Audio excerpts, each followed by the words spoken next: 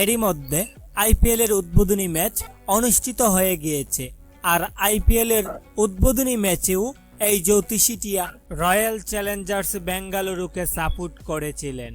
আর এবার আইপিএল এর দ্বিতীয় ম্যাচ অর্থাৎ সানরাইজ হায়দ্রাবাদ বনাম রাজস্থান রয়্যালসের এই ম্যাচকে নিয়েও ভবিষ্যৎবাণী করেছে জ্যোতিষীটিয়া।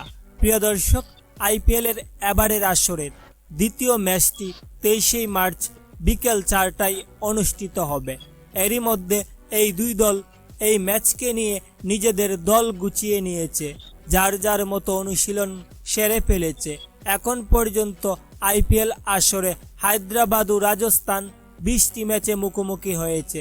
আর এই 20 বারের দেখায় হায়দ্রাবাদ 11 বার, অন্যদিকে রাজস্থান রয়্যালস 9টি ম্যাচে জয় পেয়েছে। অর্থাৎ পরিসংখ্যানের দিক থেকে বোঝাই যাচ্ছে এই ম্যাচটি একটি হাড্ডাহাড্ডি ম্যাচ হতে যাচ্ছে। তবে দর্শক, এবার সানরাইজ হায়দ্রাবাদ বনাম রাজস্থান রয়্যালসের এই ম্যাচকে নিয়ে ভবিষ্যৎবাণী করেছে জ্যোতিষীটিয়া।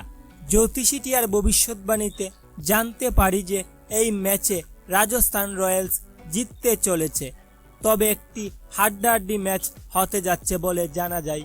প্রিয় দর্শক, এই ম্যাচকে নিয়ে আপনাদের প্রেডিকশন কি?